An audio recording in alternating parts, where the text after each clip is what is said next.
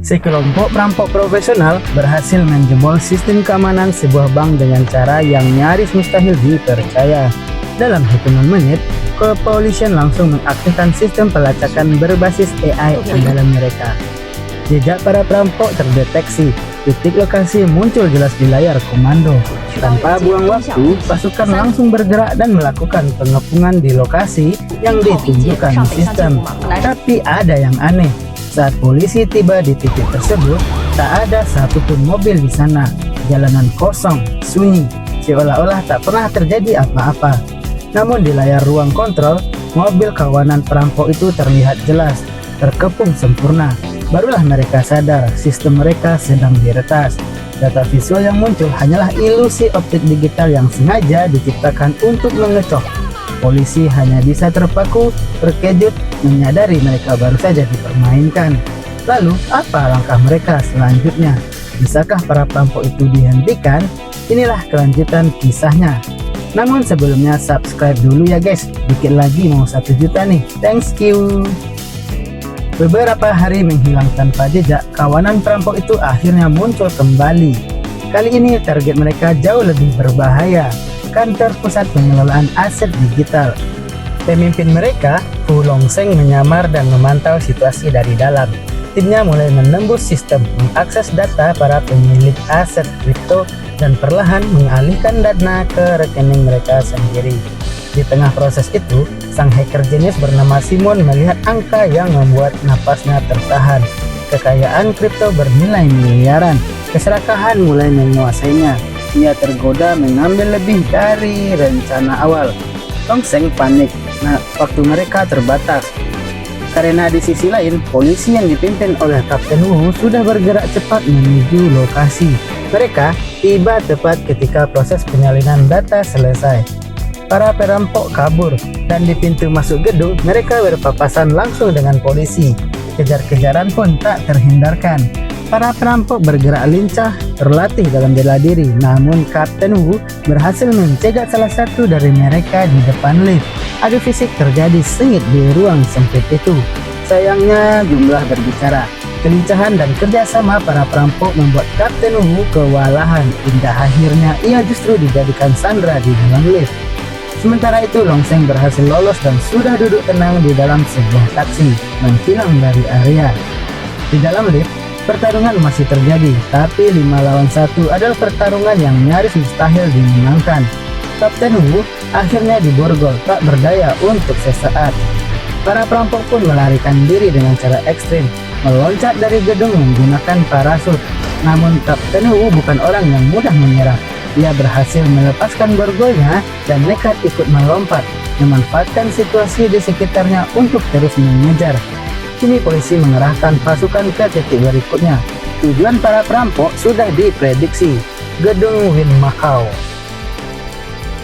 Alih-alih berhasil menangkap para perampok, pihak kepolisian justru dibuat kelimpungan. Para perampok itu melompat turun dari atap gedung dengan mulus. Tapi yang membuat polisi benar-benar kebingungan, mereka menghilang dari pantauan CCTV begitu saja, seolah ditelan udara. Kepolisian segera mencoba melacak ulang lewat kamera gedung, tapi terlambat. Seluruh sistem sudah diretas. Bukan hanya CCTV gedung, bahkan sistem pengawasan milik kepolisian pun ikut lumpuh. What the hell happened to my cameras? 什么情况？不是我杀。 Di sisi lain, Longseng lebih dulu tiba di gedung WWN. Dari sana ia memantau situasi dan memberi komando pada anak buahnya. Satu persatu para perampok mengganti pakaian. Dalam hitungan menit mereka sudah membaur dengan para pengunjung gedung. Tak ada lagi wajah panik, tak ada lagi gerak-gerik mencurigakan. Mereka berubah menjadi orang biasa. Sementara itu, Madam Wang mulai kehilangan kesabaran. Ia memerintahkan seluruh tim mengaktifkan kamera tubuh di seragam polisi. Setiap wajah yang mereka temui harus direkam dan dipindai. Namun penyamaran para perampok terlalu rapi, nyaris tanpa celah.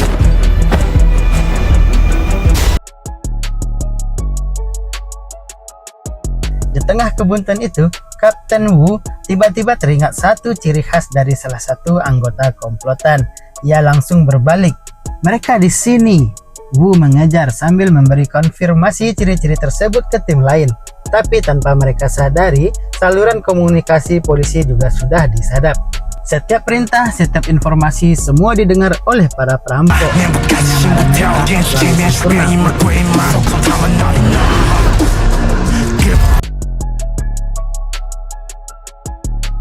Di tengah keramaian pertunjukan pohon emas, para perampok menyelinap, menghilang di lautan manusia, dan polisi kembali kehilangan jejak. Beberapa saat kemudian, suasana di kantor kepolisian memanas. Salah satu korban, pemilik aset kripto, datang dengan marah yang meledak-ledak. Ia menuntut pertanggungjawaban atas kegagalan polisi. Seluruh staf dikumpulkan di ruang rapat oleh sang jenderal. Udara terasa berat. Madam Wang mengusulkan satu solusi. Mungkin sudah waktunya kita memanggil ahlinya. Kapten Wu langsung menolak. Ia tak yakin metode kuno bisa menyaingi pelacakan berbasis AI. Namun Madam Wang membalas dingin. Teknologi yang kita banggakan itu sudah dibongkar habis oleh mereka.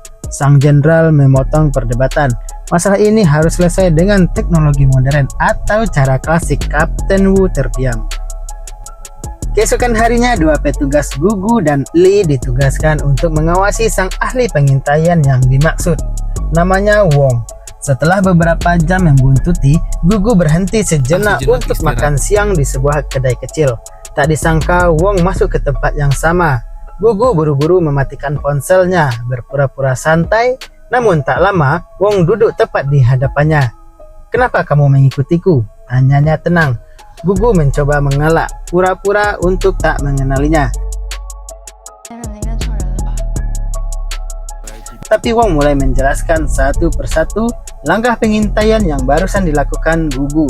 Dari jarak aman yang terlalu dekat, sampai cara Gugu berpura-pura membaca menu, padahal terus mengamati. Semua tepat, semua terbaca. Gugu hanya terdiam, matanya membesar untuk pertama kalinya. Ia sadar mereka sedang menghadapi orang yang jauh lebih berbahaya daripada teknologi manapun. Cerita berpindah ke kantor kepolisian Macau. Tim forensik digital menampilkan CCTV terakhir. Sebelum sistem diretas oleh komplotan perampok, semua terlihat biasa. Namun Wong angkat bicara. "Putar ulang 15 detik sebelumnya." Rekaman diputar. Ia menyuruh ulang lagi dan lagi. Para polisi yang tadinya meremehkan kini mulai serius. Ruangan perlahan hening, semua mata tertuju pada Wong yang menatap layar tanpa berkedip, menganalisis setiap gerakan kecil. Tiba-tiba berhenti. Wong menunjuk beberapa orang di layar. Mereka, seluruh ruangan terdiam. Kapten Wu yang masih ragu bertanya, "Di mana kamu tahu?" Wong menjawab tenang, "Karena hanya mereka yang masuk sambil melihat ke arah kamera." Semua langsung paham. Mereka bukan sekedar lewat, mereka mengecek posisi CCTV, memberi konfirmasi visual pada tim peretas mereka. Kapten Wu terdiam. Kali ini tak ada bantahan.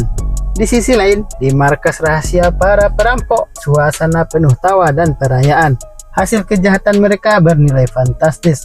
Namun pintu terbuka. Longseng masuk. Simon mencoba menyapa. Plak! Sebuah tamparan keras mendarat di pipinya. Ruangan langsung sunyi. Longseng menatap tajam. "Sejak dulu, wajahku tak pernah terekam kamera." Ia murka karena Simon mengubah rencana demi keserakahan, membuat wajahnya sempat tertangkap CCTV. Kesalahan kecil, tapi bisa menghancurkan segalanya. Sekali jejak tertinggal, perjalanan kita selanjutnya dalam bahaya. Kembali ke kantor polisi. Tim mengumpulkan semua rekaman dan benar saja akibat kelalaian Simon, wajah Longseng terekam. Buram tapi cukup. 这个小胡子收到，把这个大漂亮2号。 Melihat itu, Wong terdiam sejenak, seperti mengingat sesuatu dari masa lalu. Dulu ada unit khusus, katanya pelan. Spesialis penyusupan, pembunuhan jarak dekat, tak pernah terlihat. Julukannya Sang Bayangan. Unit itu sudah lama menghilang. Wong meminta dibentuk tim pemantau rahasia untuk memburu kelompok Longseng. Madam Wang menyela, mengatakan unit semacam itu sudah dibubarkan digantikan sistem AI. Namun Wong menatap jenderal. "Kita butuh mata di lapangan, bukan hanya data." Sang jenderal mengambil keputusan. 天眼王爷很想派上用场。 Kalau begitu, bentuk tim kecil. Dan Wong, kaulah yang melatih mereka. 城区战务的影子。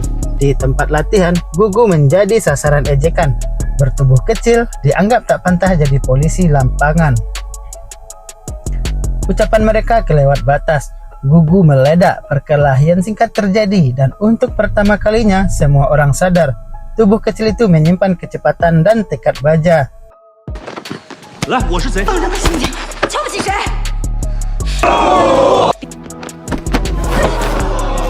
用力啊！用力，别劲啊！用力！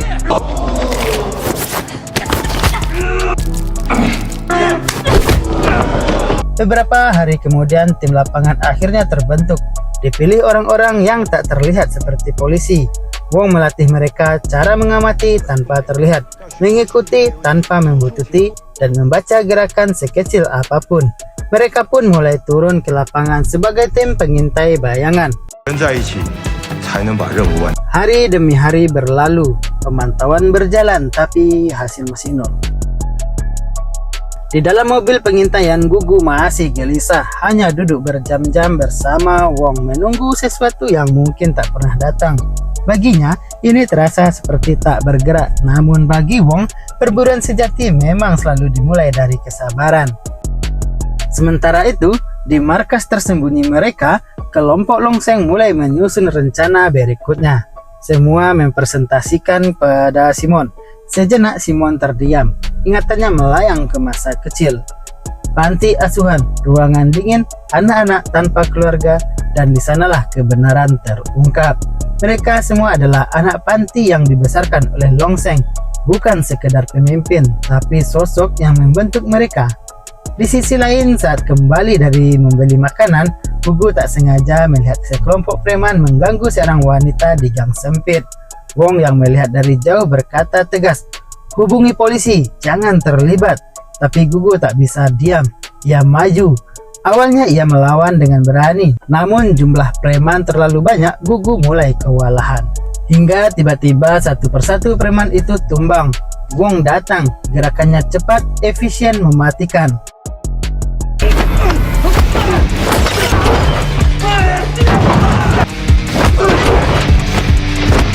Setelah itu, Wong justru marah. "Kau sedang dalam misi, kau bukan polisi di sini." Gugu membalas, "Itu tanggung jawab saya sebagai polisi." Wong terdiam, lalu berkata pelan, "Dulu aku juga berpikir seperti itu." 就不能暴露你身份。不没报。 Ia mengungkap masa lalunya, sebuah tindakan ceroboh yang membuat operasi gagal dan menyebabkan ayah Gugu tertembak oleh teroris.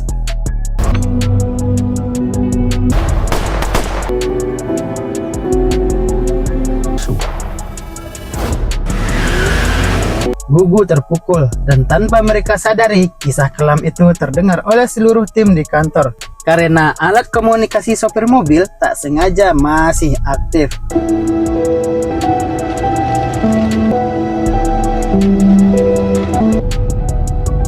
Saat pengawasan kembali berlangsung, mereka terlihat sosok yang tak pernah mereka harap muncul secepat ini.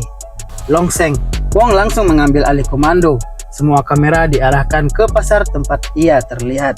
Gugu yang mendekat, "Kau tak terlihat seperti polisi." Di tengah keramaian pasar, Gugu pura-pura mencari barang hilang. Ia memanfaatkan genangan air untuk mendapatkan pantulan wajah Longseng. Nyaris saja komunikasi di telinganya terlihat, Kapten Wu mencoba memutar CCTV untuk memperjelas wajah target. Namun Madam Wang segera menghentikannya. Terlalu beresiko. Pengintaian berhasil, mereka tak dicurigai. 有人回家。各单位注意，影子身份确认。 Tapi masalah baru muncul. Longseng masuk ke sebuah apartemen tanpa satupun kamera CCTV. "Biar saya yang masuk," kata Gugu mantap. Namun saat memutar ulang rekaman pasar, ia menyadari sesuatu. Longseng melihat Gugu, menyentuh telinganya. Ia tahu, di depan lift apartemen, Gugu dan Longseng berpapasan. Sunyi perlahan, Longseng memasukkan tangan ke sakunya dan menarik pisau. Saat situasi nyaris pecah, Wong datang. Dengan tenang, ia melepas alat komunikasi dari telinga Gugu, lalu berubah peran seketika. Ayah yang kesal pada anaknya. Ia memarahi Gugu di depan Longseng, menutupi situasi. Wong bahkan menawarkan apel pada Longseng. Apel yang sudah dipasangi kamera mini, ia menggigitnya lalu membuangnya ke sudut lorong, mengarah ke lantai tujuan Longseng. Longseng masih menatap curiga. Wong lalu mengeluarkan kawat tipis, mengubahnya menjadi alat pembuka kunci darurat. Ia dan Gugu pura-pura masuk ke kamar terdekat. Pintu tertutup. Mereka berada di dalam sarang sang bayangan. Begitu Wong dan Gugu masuk kamar, Longseng justru kembali ke lift dan naik ke kamarnya sendiri. Kesempatan itu tak disia-siakan.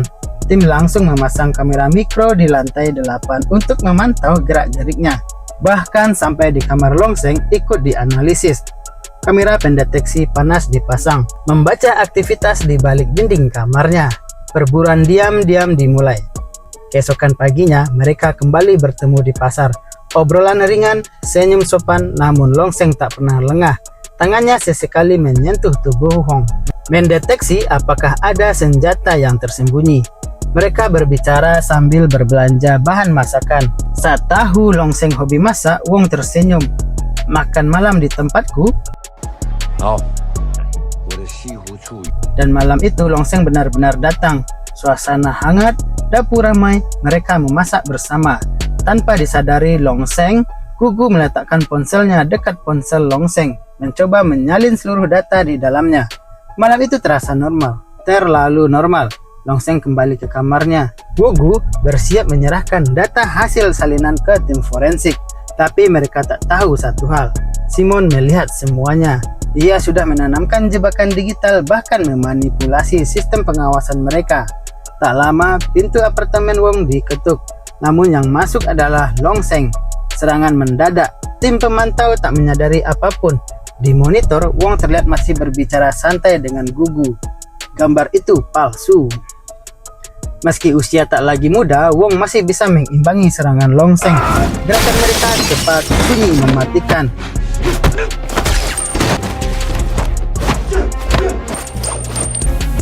Di ruang kontrol, Lee mulai curiga. Gerakan di video terasa berulang.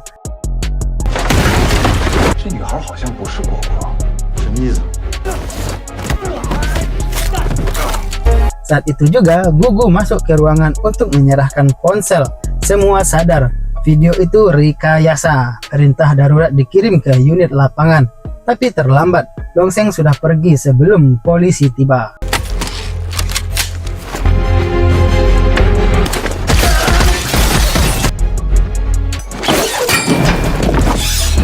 Dan yang lebih buruk, Simon memantau polisi lewat sistem CCTV mereka sendiri. Sementara itu, Simon menyiapkan langkah berikutnya, perampasan paksa berangkas digital di kantor kepolisian. 3 hari kemudian, Longseng mulai bergerak lagi. Sebagian tim pengintai masuk ke kamar Longseng untuk mencari petunjuk. Saat itulah, sebuah mobil besar menabrak mobil Wong hingga terpental masuk ke gedung. Dan itu bukan gedung biasa, itu kantor kepolisian mereka sendiri. Serangan frontal. Para penabrak itu adalah tentara bayaran hasil kesepakatan Simon. Kekacauan pecah. Sebagian tim tetap membuntuti mobil Longseng. Gugu langsung siaga, senjata terangkat. Wong sadar situasi mematikan. Ia refleks melindungi Gugu.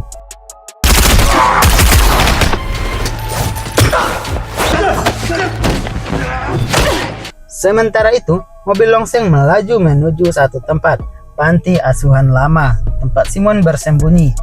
Tempat semua ini bermula.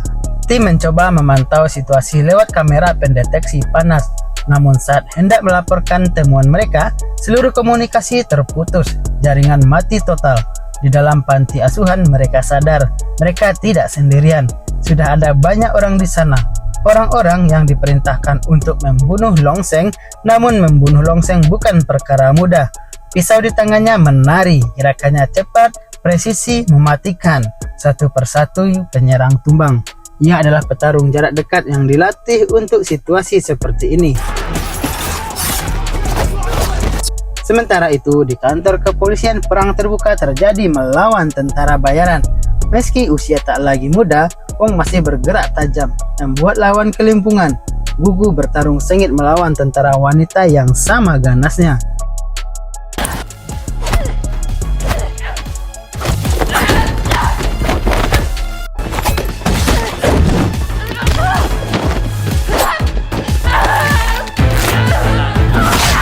Di ujung pertarungan, Wong berhadapan langsung dengan komandan mereka.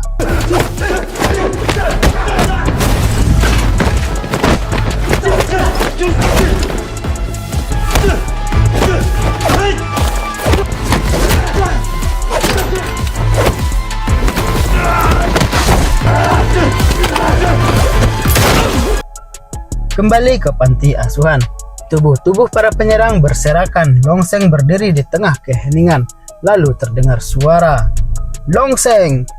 Itu Wong. Longseng terkejut. Serangan terhadapnya ternyata bagian dari rencana Wong. Simon muncul memohon Wong pergi. Tapi Wong tahu Longseng terlalu berbahaya untuk dibiarkan hidup bebas. Pertarungan pun pecah. Keduanya sudah lelah, tapi insting tempur mereka masih tajam. Serangan dibalas serangan. Pisau berkilat, tubuh terbanting menembus lantai ke tingkat bawah.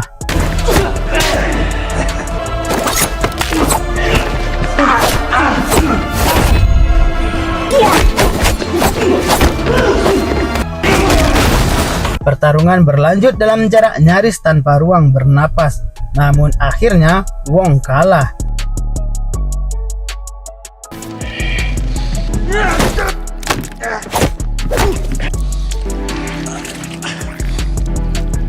Melihat itu, Simon dengan wajah gemetar menekan tombol detonator.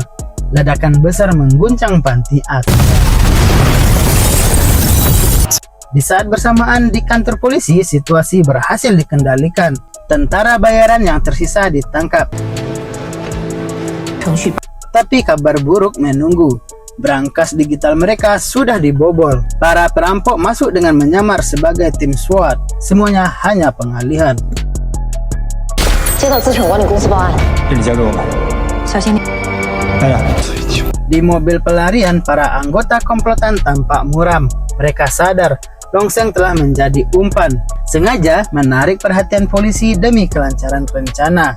Namun di reruntuhan panti, Longseng masih hidup. Terluka parah tapi hidup. Polisi menemukannya dan menangkapnya. Dengan napas berat ia berkata, "Antarkan aku ke gedung Wine Palace. Ada satu orang lagi yang harus kalian tangkap." Di saat yang sama, komplotan perampok tiba di Wine Palace. Polisi menyusul. Begitu sadar diburu, para perampok berpencar.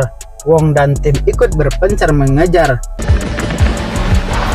Di lorong yang sempit, Wong disergap dua orang sekaligus. Ia nyaris menjatuhkan satu, tapi yang lain datang membantu. Wong tertahan.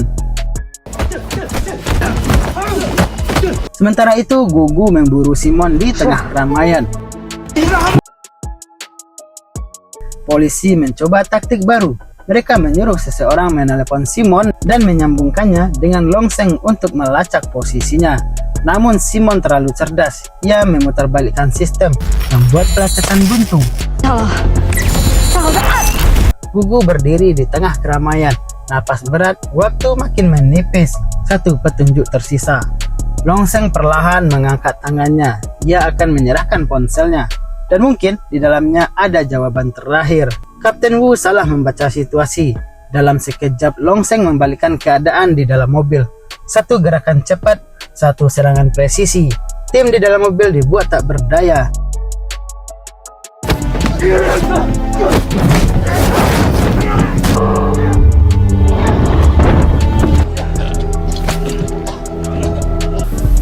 Longseng pergi begitu saja, meninggalkan mereka yang terkapar. Tim pemantau panik, mereka kehilangan jejak Simon.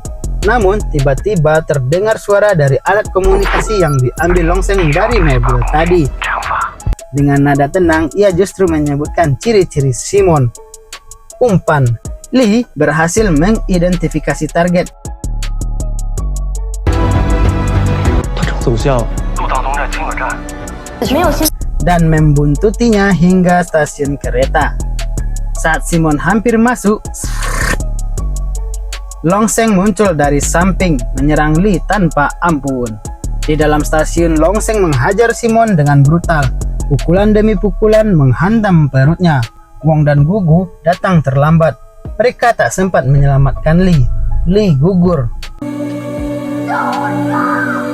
Beberapa hari kemudian, kantor polisi masih berantakan. Duka belum hilang. Wong menemui Gugu yang termenung di mejanya.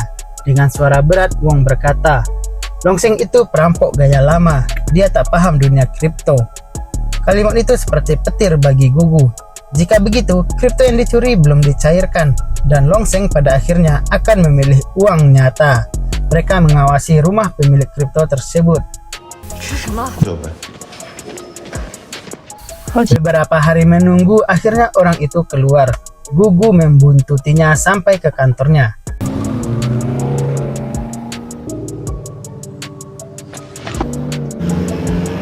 Di sana jelas terlihat ia sedang menyiapkan uang tunai besar untuk ditukar dengan kripto yang ada di tangan Longseng. Waktu dan lokasi pertemuan sudah disepakati. Tapi rencana itu digagalkan. Gugu bergerak cepat, disusul Kapten Wu. Dan benar, Longseng sudah ada di lokasi. Gugu menyamar sebagai pengunjung, namun Longseng sudah tahu. Ia mendekat, dan dalam satu gerakan cepat, Gugu dibuat pingsan. Wong datang terlambat. Ia langsung mengejar. Longseng mencoba kabur lewat pintu belakang, tapi Wong sudah mengantisipasi. Tak ada jalan lari lagi. Dua legenda berdiri saling berhadapan. Dua orang dari era lama. Dua ahli pertarungan jarak dekat. Pisau Longseng berkilat.